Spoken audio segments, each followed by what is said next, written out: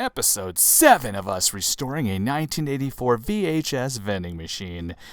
Hold on to everything, folks. We are making amazing progress today. This is great. Here we go. Now, we still need to solve the mystery of how this machine reads mirrored barcodes, because apparently our 1984 VHS vending machine communicates using secret backwards supermarket hieroglyphics. But instead of doing that, let's pivot and print some tape labels, because obviously that's the real priority when you're staring into the mouth of a vintage robotic enigma.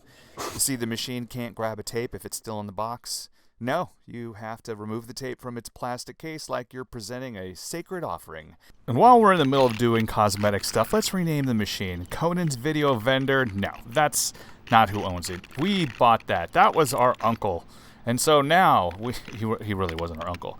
Oops, okay, we made a little typo. We're going to type in Spacetime Junctions Video Vendor, only I started typing it in backwards, so I'm just going to power through it. And here we go. We're doing it, Spacetime Junction. We're going to make sure this is going to look good and spelled correctly, because I hate to misspell spacetime. It's very easy to do.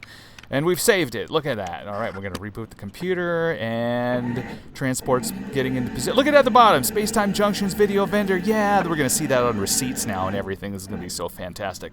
We did it. Yeah, let's keep moving. Let's do stuff.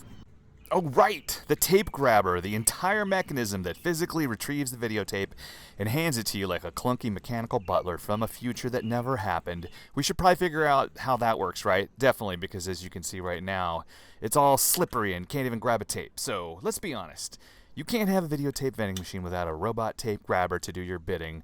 That's the whole point. Otherwise, it's just a glowing wooden box that stares back at you and says, hey, the movie's in here, you figure it out. So here we are removing the tape grabber adhesive. I don't even know what it is. It's like corkboard. I was feeling it earlier, and I don't know how this ever grabbed anything. I'm using my trusty fluorescent green box cutters because that's what I do. I use them for everything. All right, so yeah, this has got to go. I don't think this is not going to do the job. We're going to have to take everything off here. We're going to use our skills from earlier when we removed the sticker off the transport. We're going to try to get this nice and clean. And then we're going to go look for things that are going to be, like an adhesive and sticky and something that's going to grab our tape. We don't want to stick to the tape. We just need some kind of clampy rubber, All right, so I'm using a little bit of magic eraser, a little bit of paper towel, a little bit of Gusto. Wait, no, not Gusto. Elbow grease. Right. Not real elbow grease, right? Because that's kind of nasty. All right, and we're going to put the tape in here, and I found this Nashua rubberized tape. It's supposed to be for fixing pipes, but it's super rubbery, and I think it's going to do the job. So we're going to cut a couple little squares off, and then we're going to go put them on there, and we're going to cross our fingers and hope this works. This is attempt 1, so hopefully there will not need to be an attempt 2. I'm being very careful about not getting this to stick to my hands, and these are going to stay on here forever, I think. Like, if somebody in the future is going to want to take these little pieces of rubber tape off, they're in for a treat, for sure. Okay, it's game time, ladies and gentlemen. We're going to try putting this guy into service. Let's see it. I've left the shroud off so that you can see the little grabby hands a little bit better. And, okay, here we go. Here, yeah. Okay, the grab. Yeah! Look at that! It took it. This is great. Okay, and I don't know where it's going, but hey, whoa. You don't need to do that. Okay, hold on. I got. Let's just do a full-on demo. We're gonna rent a tape, right? I know what slot this guy is in. I have some money on this membership card, and we're gonna have the transport go and fetch it. All right, and I believe at this point I put the shroud back on so that it's beautiful and wearing its robot butler clothes, because before it was just completely exposed. It looked very weird. I don't know. All right, here we go. We're gonna do it now. It's gonna reach in. You're gonna watch it go by. This is a very slow-moving grabber, by the way. This is like the top speed of it. All right, it's grabbing and it's clamping and it's pulling. Yeah! Oh god. Man, this is awesome. Okay, so we're halfway there, folks. Now that we have a transport that will grab a cassette tape, we next need to fix the scanner that's going to read the little mirrored barcodes on the back, which this tape does not have. Watch what it says. Look, it's going to be like, I'm reading. I don't see anything. It doesn't match anything that's in here. And it's sending it off back to the shelf, I think. Look, I'm unable to rent this out, so it's going to send it back to the home position. And then look at that. It's going up. Going back to the slot, and it's going to push it back in. I didn't even count on this. This is awesome. All right, bonus bonus time, let's see.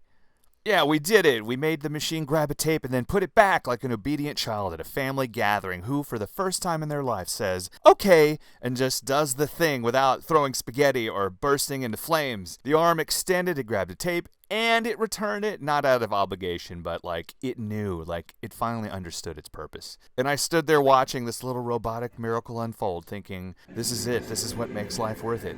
Not love, not achievement, not inner peace. No, this, a 40-year-old videotape vending machine finally doing what it was designed to do by a chain-smoking engineer named Carl in Chicago back in 1983. And in that moment, I felt complete. I don't need therapy. I don't need a vacation. I just need this weird haunted box to keep grabbing tapes on command and putting them back like it's been emotionally healed.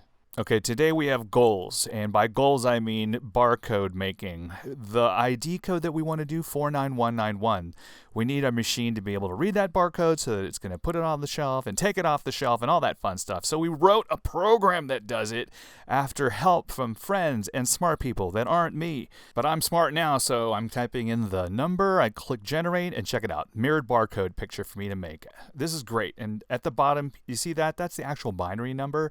Basically, you take the first digit that's here and you move it all the way to the other side. So then there'd be 4 ones on this side. And here they are here.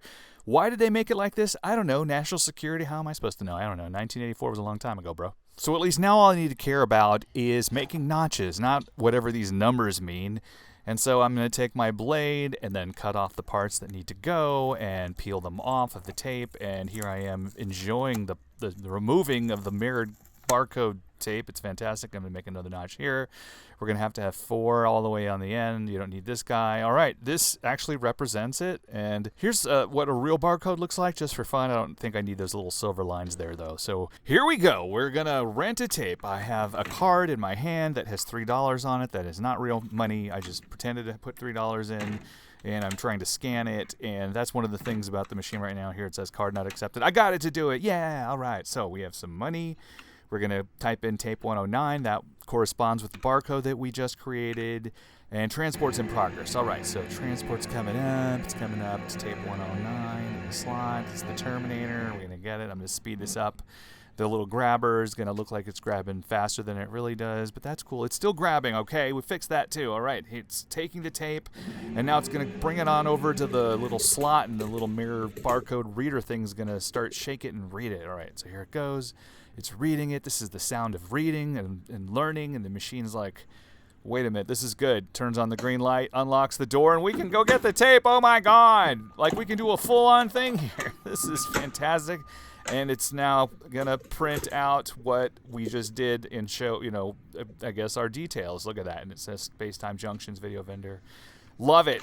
There we go. We're printing. We've done it, everybody. I cannot believe it. Let's take a look at that printout. Why does it still say Conan's Video? I don't know. Whatever. We'll fix that. This is fantastic. And it only took like 7 episodes to do it. It's like 1984, and we can rent a VHS tape from a vending machine that didn't work. And now it does. Yay!